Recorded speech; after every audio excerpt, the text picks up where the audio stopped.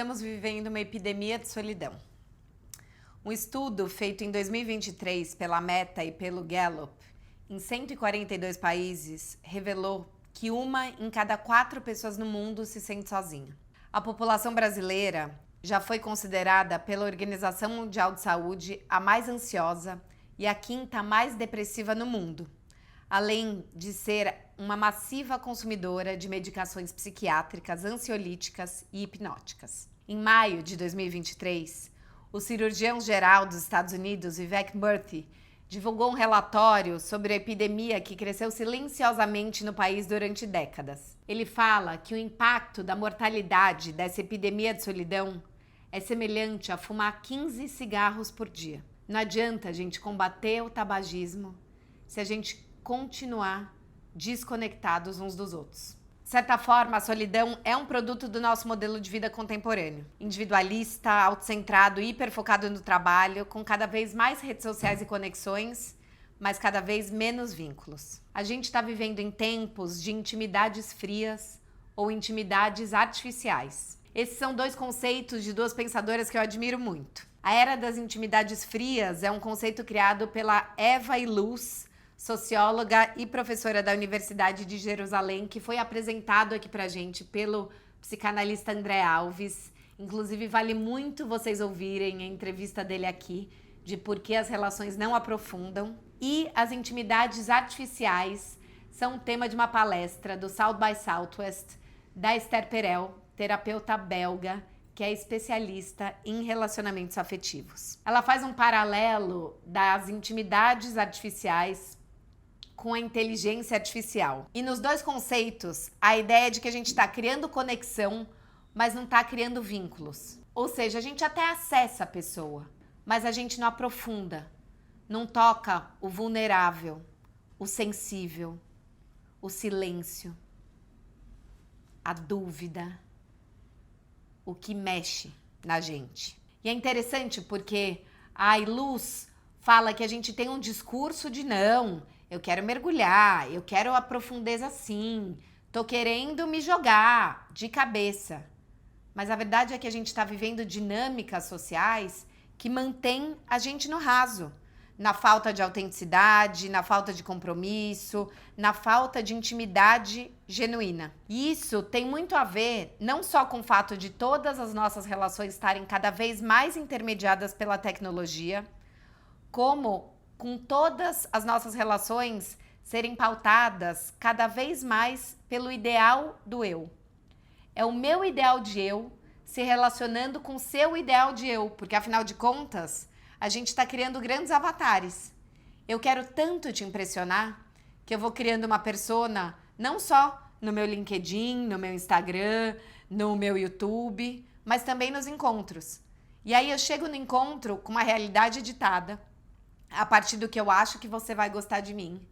E aí você também chega com uma realidade editada e a gente vai ficando lá, 2 pessoas, 2 ideais projetados a partir de recortes reais e virtuais que a gente tem do outro, no encontro raso, virtual. E a gente volta para casa sozinho. A gente está cada vez mais preso nessa sociedade do desempenho, performando o que a gente acha que o outro espera de nós. E aí a gente tá junto, mas tá distante. Essa intimidade artificial é uma intimidade que gera falsas conexões. E como efeito colateral, gera cada vez mais solidão. O Byung-Chul Han fala que sem a presença do outro, a comunicação degenera em um intercâmbio de informação. As relações são substituídas pelas conexões. E assim só se conecta com o igual. A comunicação digital é somente visual. Perdemos todos os sentidos. Vivemos uma fase em que a comunicação está debilitada como nunca. A comunicação global e dos likes só tolera os mais iguais. O igual não dói. Ele está falando dessa comunicação digital e é exatamente esse mundo que a gente está vivendo. A gente está falsamente conectado com pessoas cada vez mais iguais a nós. Muito tempo puxando papo na análise virtual. E ao vivo, a gente não está rolando, não está bancando risco, não está se conectando com os sentidos, com o sentir, com o ver, o corpo do outro, o toque do outro, com os batimentos do nosso coração.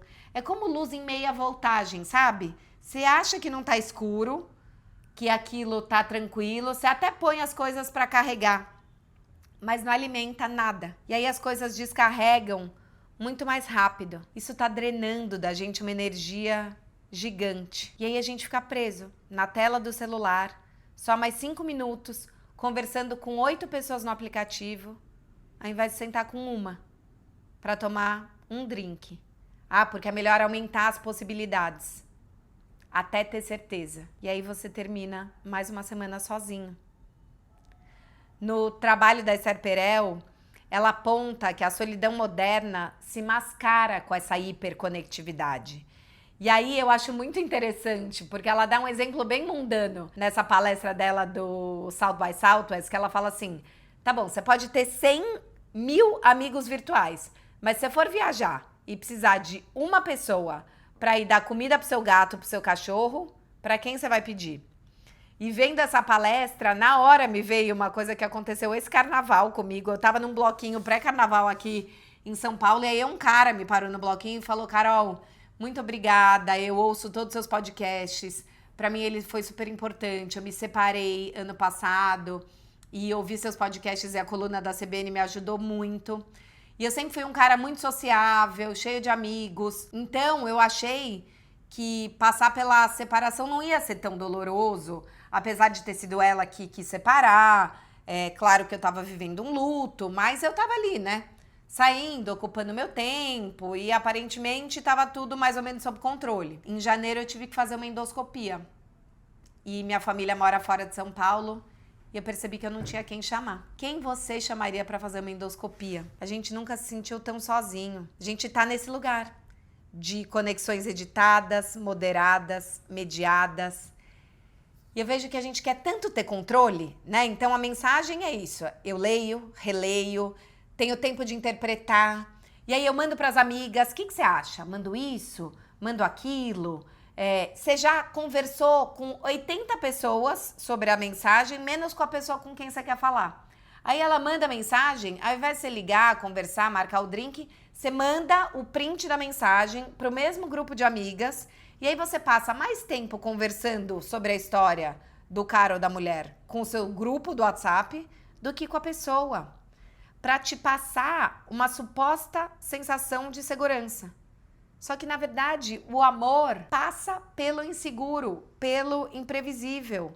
A gente tem que estar preparado para o imponderável. Só que a gente não tá. E ao invés da gente encarar com coragem o imponderável, a gente tá querendo controlar cada vez mais. Evitar conflito. Tá se escondendo em avatares. Tá se desconectando emocionalmente.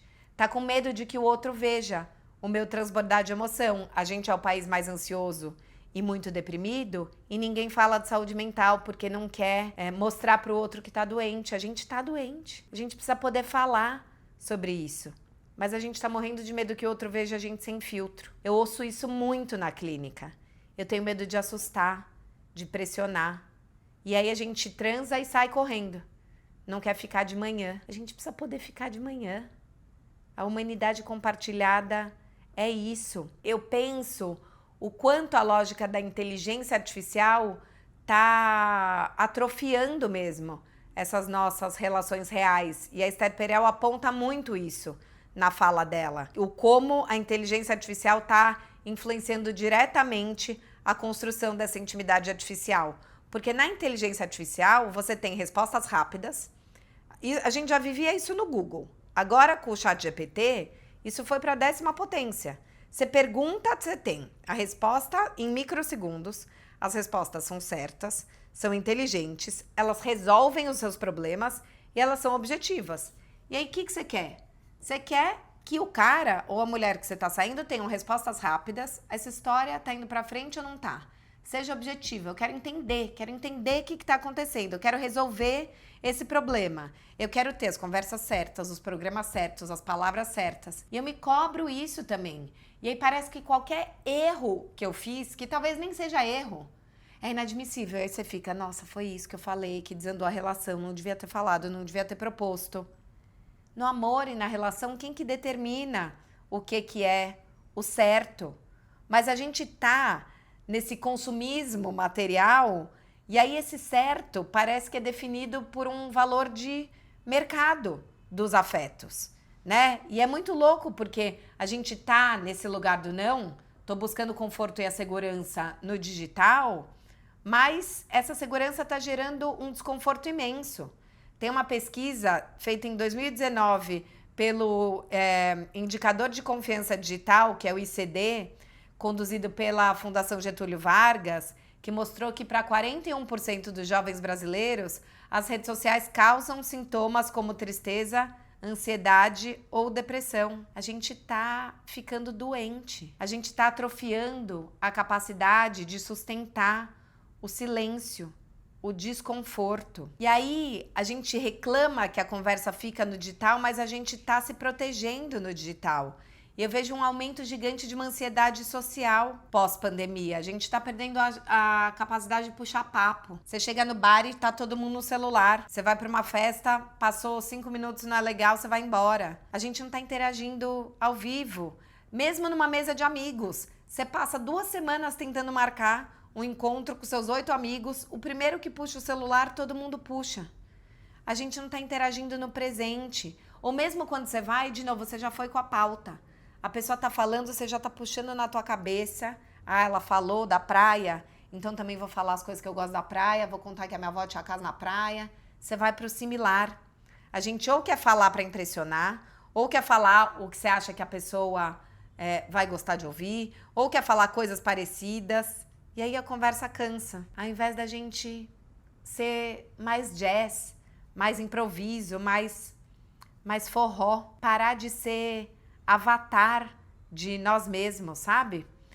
Eu vejo muito que a gente está preso nesse ideal do eu que o Freud coloca, né? Então, trazendo o Freud, esse ideal do eu, essa parte do ego, né? Que age a partir de um padrão, de um modelo externo idealizado, né? Então, que é formado a partir da internalização das normas, valores, expectativas. Aí vale muito ver o vídeo que eu fiz sobre a gente repensar o amor próprio, porque esse ideal de eu vem daí, e aí a gente vai buscando a nossa melhor versão, e eu quero ser esse avatar para ser essa melhor versão, para aí sim construir essa intimidade. E é uma loucura, porque tem uma pesquisa do Bumble de 2023 que mostra que mais da metade dos solteiros, 55% dos solteiros, tá exausto de estar pressionado de procurar constantemente maneiras de melhorarem a si mesmos. Eles cansaram, eles querem ser eles mesmos. 1 em cada 3 solteiros que estão no Bumble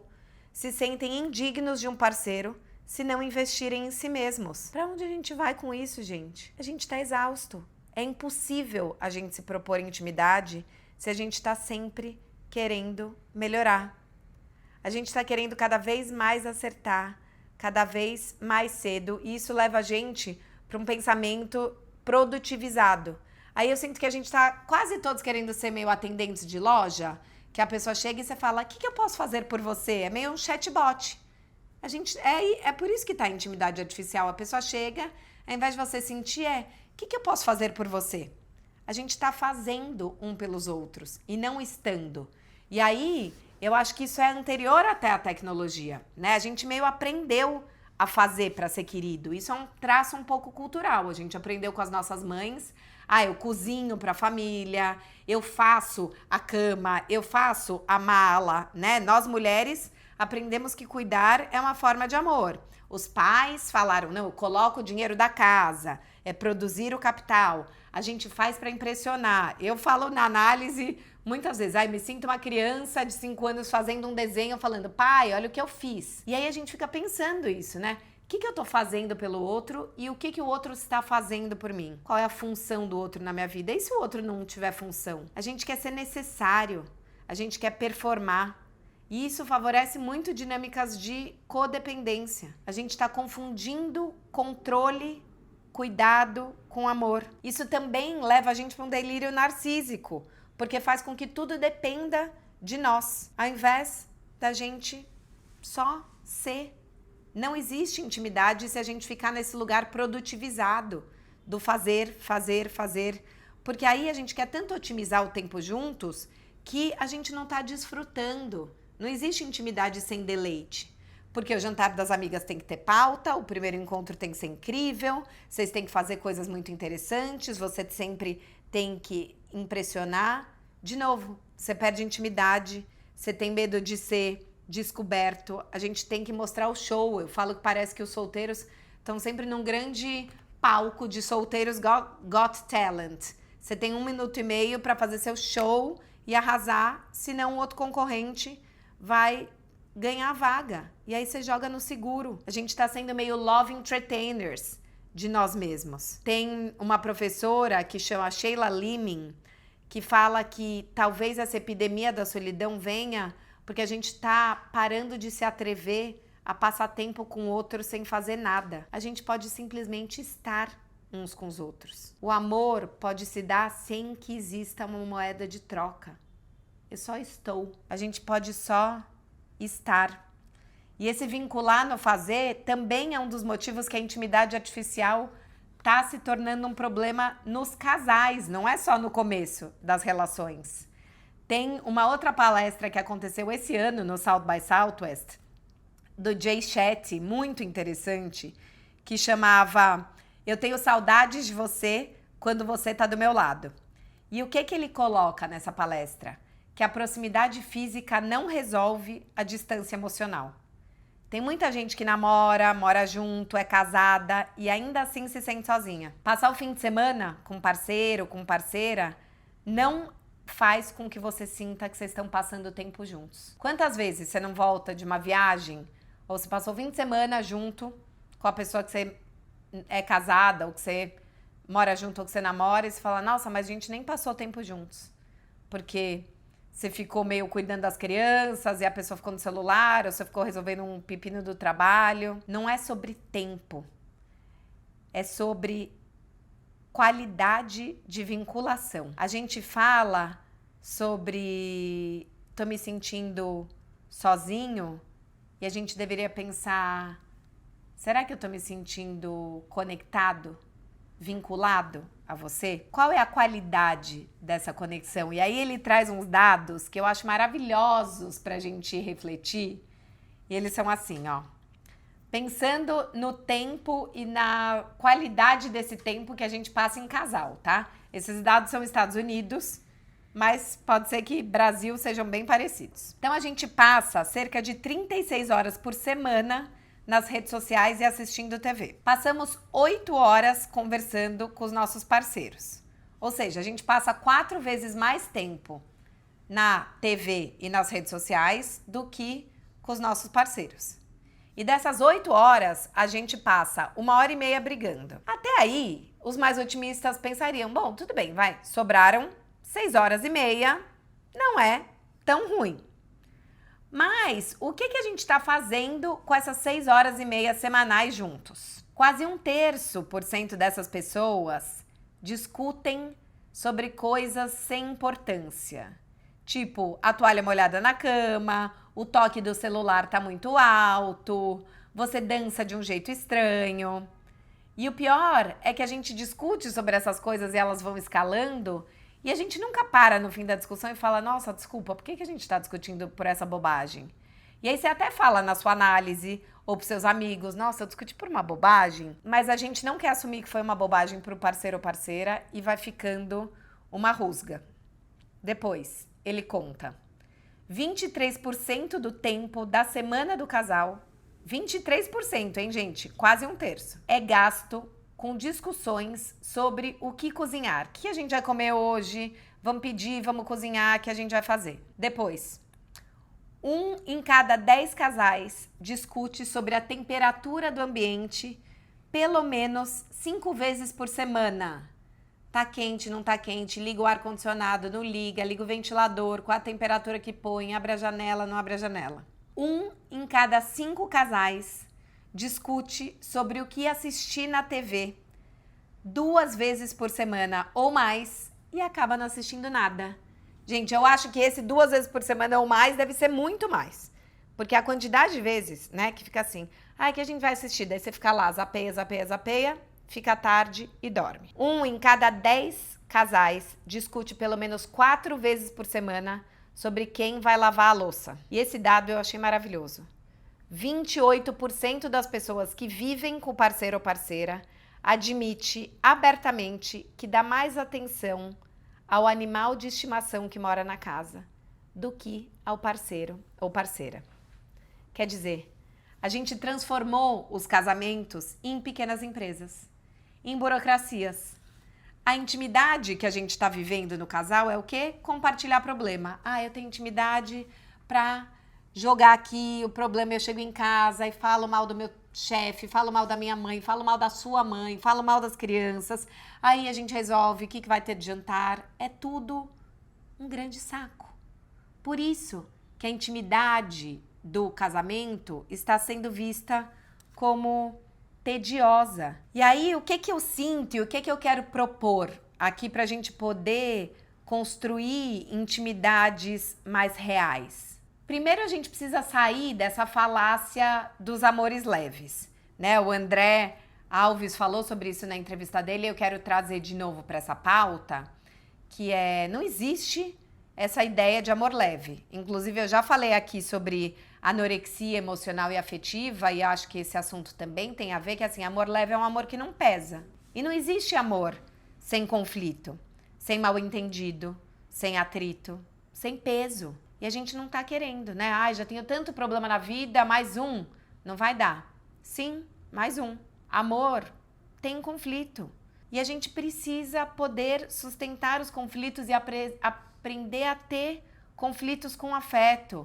Entender que os conflitos são oportunidades de reconstrução do vínculo, de mudanças de rota, de ajustes de expectativa. A gente está cada vez mais intolerante à frustração, à castração. Eu percebo que a gente está sendo criança grande, sabe? Não é do meu jeito? Então vou pegar minha bola, cansei de brincar. Principalmente nos solteiros, parece que a gente está querendo um amor on demand, sabe? Igual eu customizo o Big Mac, por favor, sem molho especial, sem o picles, o tênis eu faço como eu quero, a pessoa eu quero como eu quero.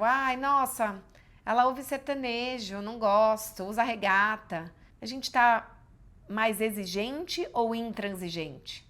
É claro que tem coisas que são valores centrais que são intoleráveis, mas eu vejo que a gente está confundindo frustração com decepção. E aí a gente não tem sustentado a alteridade, o tempo do outro, a forma de demonstrar afeto do outro, os valores, os diálogos do outro, a agenda do outro.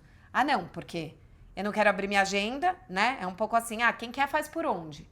Só que aí você não abre mão da sua rotina. A pessoa também não abre mão da rotina dela. Como é que faz para encaixar? Ou por um passe de mágica vocês se encaixam, ou as coisas não vão para frente. Alguém vai ter que poder abrir um pouquinho. E a gente não tá fazendo isso. E eu vejo que esse descompasso do começo também tá sendo pouco sustentado.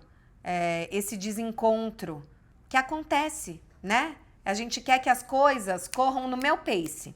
É a lógica da maratona, né? Na maratona, você só corre com gente que corre na mesma velocidade que você. Porque parece que correr em outra velocidade vai te atrapalhar. E aí no amor é assim. Você quer alguém que queira encontrar todo fim de semana, porque você encontraria todo fim de semana. E aí se vocês já estão há 2 meses encontrando todo fim de semana e de repente esse fim de semana a pessoa falou quero ficar sozinha, pronto, temos uma crise vindo por aí. Será que temos uma crise vindo por aí? Ou esse fim de semana a pessoa quer ficar sozinha e tudo bem? Não dá pra saber mesmo. Não tô dizendo que sim ou que não. Temos que sustentar o não saber. Temos que sustentar o descompasso. A gente tá saindo do filme no trailer. A gente tá machucado. Não tá sustentando o vazio, as esperas. Intimidade pressupõe conflito. Intimidade pressupõe espera. Intimidade pressupõe distância. E aí eu fico vendo que a gente fala tanto que quer intimidade. Não, mas eu quero. Só que essa ansiedade pela intimidade está inviabilizando a intimidade, porque a intimidade pressupõe tempo. Pensando como ir construindo ela aos poucos, e aí trazendo algumas ferramentas e propostas dessa construção, principalmente para os começos de relação, eu proporia: planeja a intimidade, cria momentos de qualidade, porque às vezes a gente quer criar a intimidade, mas aí você quer ter a conversa profunda no meio do jantar, já no fim da noite, vocês dois já tomaram 2 garrafas de vinho, tá um barulhão, tem um monte de gente. Será que não é mais gostoso você ter essa conversa na sua casa, e aí você criou um climinha, não vai puxar os assuntos delicados, sei lá, no trânsito, numa mesa do bar, cheio de amigos. É gostoso e é importante criar essas atmosferas. Faz uma mesa gostosa de café da manhã, umas flores e um vinho, uma viagenzinha, põe o celular no modo avião. A gente tem que criar essa intencionalidade. Depois é importante a gente entender que essa grande intimidade que a gente quer construir se constrói a partir de pequenos momentos. Tem uma frase linda da Esther Perel que eu acho muito simbólica, que é: share life means more than tell life, que é: compartilhar a vida significa mais do que falar sobre a vida. Eu sou tagarela e vocês sabem, eu amo falar, mas eu também vivo falando aqui que amor é o que o amor faz. Às vezes a gente acha que a intimidade é... Eu falo também que eu adoro um date de van, né? Que eu adoro quando a pessoa fala da relação com o pai, com a mãe, que conta se toma um remedinho e dos traumas que teve na infância. Mas às vezes a intimidade vai vir de vocês se proporem a fazer um programa que é meio mico e o negócio ser legal. A falar: vamos fazer um piquenique improvisado? Ou e se a gente for no karaokê da Liberdade? Faz um tempão que eu não vou. Fazer atividade junto, sabe? Por exemplo, preciso pintar a parede da minha casa, me ajuda a pintar? A neurociência fala que fazer ações juntos é uma das formas mais efetivas de construir vínculo rápido. Tanto que nessas dinâmicas de RH de empresa, o que as pessoas fazem? Atividade junta. Você põe todo mundo para fazer a massa da pizza, para ir remar junto na raia da USP, né? Tem sempre uma coisa de atividades manuais, porque você coloca as 2 pessoas num estado presente, menos no mental e mais no fazer. Isso muitas vezes faz uma sintonia até de frequência cardíaca. Então, às vezes, você quer construir intimidade, chama para pintar a parede, para ajudar a pendurar os quadros. É mais mundano, é mais simples. E aí essa intimidade vai acontecendo de uma maneira mais fluida, mais na ação e menos no textão. Depois, mais do que ser interessante, seja interessado. Nesse começo a gente quer tanto impressionar, né? Solteiros Got Talent, mostrar todos os seus predicados, falar que você é inteligente, que entende tudo de Freud, que sabe os filmes cults, que assina MUBI. E aí imagina, você vai sugerir um filme do Netflix, você vai falar de Godard. Seja interessado pela pessoa. Ela comentou que adora cachorro-quente. Pergunta da história do cachorro-quente, da avó dela. Ela falou que ela dava uma palestra na semana que vem. Manda um boa sorte na palestra. Ao invés de se preocupar em dividir uma grande história, se ocupa em ouvir com qualidade o que a pessoa está falando. E aí pergunta no dia seguinte mais detalhes, convida para um programa que tem a ver com algo que vocês dividiram. Ser interessado é muito mais afrodisíaco do que ser interessante. Tem uma outra coisa muito simples e muito eficiente para gente ir construindo intimidade, que é manter o contato visual. E isso é algo que a gente vai perdendo nessa relação das telas, né? Às vezes é isso, a gente fica semanas no tac do mensagem do celular, mensagem de áudio, as mensagens dos aplicativos. O Edgar Allan Poe já diria que os olhos são as janelas para a alma. E nada é tão eficaz para transmitir os sentimentos e reforçar a presença do que o contato visual. Você vê que uma pessoa está presente com você quando ela está te olhando nos olhos. Muito fácil você ver que a pessoa não tá nem aí. Você tá lá jantando com a pessoa e ela tá porque ela tá ali, né? Com o olhar vagando, ou ela tá com o olhar no celular. Olha no olho da pessoa. Eu olho muito no olho das pessoas e eu até já ouvi de uns caras que eu saía. Nossa, mas você olha muito no olho, né? meio como se incomodasse. Mas esse mesmo cara que falou assim, quase como se incomodasse, foi morar do outro lado do mundo e daí ele voltou e escreveu: tô em São Paulo, 5 dias, queria te ver. 10 anos depois e foi ótimo. Então, acho que o olhar no olho rendeu efeitos positivos. Foi ótimo. E aí, um outro convite é a gente conversar sobre os sentimentos e não sobre opiniões, porque nesse começo a gente também quer dar opinião sobre tudo, né? Assim, deixa eu contar o que eu acho sobre a guerra Israel-Palestina. Deixa eu contar o que eu acho sobre o aquecimento global. Você pode dividir suas opiniões, mas intimidade se constrói também falando sobre os sentimentos. Deixa eu falar o que eu sinto sobre isso que está acontecendo. Se permite ser mais sensível e menos racional. Quando a gente fala sobre o que você sente, sobre o tema proposto, você está se vulnerabilizando, você está se vinculando num lugar mais humano, mais genuíno. Aí não existe um certo ou errado. Isso puxa para um lugar da sua história. Você vai acessar o seu próprio corpo, vai se conectar de um jeito diferente e mais bonito. Isso faz você e a outra pessoa baixarem a guarda. E aí, por último, eu queria trazer um conceito muito interessante da Shasta Nelson, que é uma pesquisadora americana, que ela tem um conceito que chama o triângulo da frientimacy, que seria uma brincadeira com intimidade da amizade. Ela tem um TED que fala sobre isso. E o que ela fala, né? Ela traz esse triângulo. E por que eu quis trazer também a intimidade na amizade?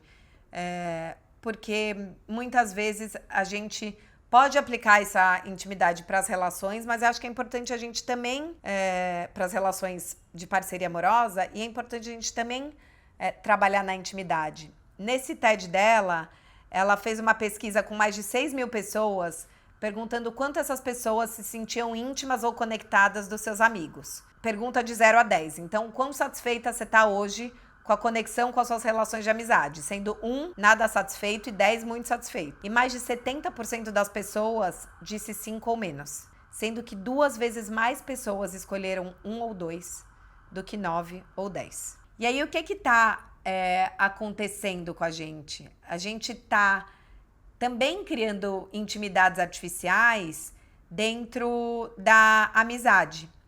E o que ela coloca desse triângulo, né? E dessa frientimacy? Que a gente precisa trabalhar um tripé para que a gente possa se sentir visto e conectado de uma forma segura e satisfatória. Porque não basta a gente fazer novos amigos. A gente tem que se propor a mudar a qualidade dos vínculos. E muitas vezes a gente se sente sozinho mesmo, né? Fala, nossa, eu não tenho amizades na vida adulta, ou as amizades estão frouxas. É porque muitas vezes a gente fica só num lugar dividir momentos bons. E aí, o que ela traz nesse triângulo? 3 pontos para a gente trabalhar: a positividade, a consistência e a vulnerabilidade. Então, a positividade é a gente validar a pessoa, elogiar, fazer afirmações positivas, estar atento à pessoa. E isso faz com que a pessoa se sinta satisfeita. É lembrar a pessoa de qualidades, dar colo para ela, encorajar. Então, muitas vezes uma amiga está passando por uma crise no casamento, lembrar ela que ela é uma mulher incrível, que ela é inteligente, que ela é potente, dar colo. Depois é a consistência. A gente está vivendo em tempos muito instáveis, onde você leva ghosting, onde você pode ser demitido, onde a gente tem crise climática. Consistência é marcar o jantar na quinta e ir. É previsibilidade, é tempo de qualidade. É você estar no jantar da quinta e estar no jantar da quinta, não estar mexendo no celular. É você construir rituais e histórias juntos. É poder ser honesto. Isso dá pra gente uma sensação de segurança. E o terceiro ponto é a vulnerabilidade. É a gente poder falar do que é difícil e também compartilhar o que é bom, para não ser só muro de lamentações, e entender que mesmo que a pessoa esteja passando por uma crise, ela também vai torcer pelas nossas felicidades. É a gente poder dividir nossos sonhos, entender que tem gente que está torcendo para a gente crescer, mesmo que seja um sonho improvável. É pedir o que a gente precisa sem ter medo de querer demais. É falar o que a gente precisa. Isso faz com que a gente se sinta visto. A gente tem que entender que poder trabalhar esses 3 pilares, né, a positividade, a consistência e a vulnerabilidade nas amizades e também nas relações afetivas, ajuda a gente a ir criando essa intimidade de um jeito profundo, vulnerável.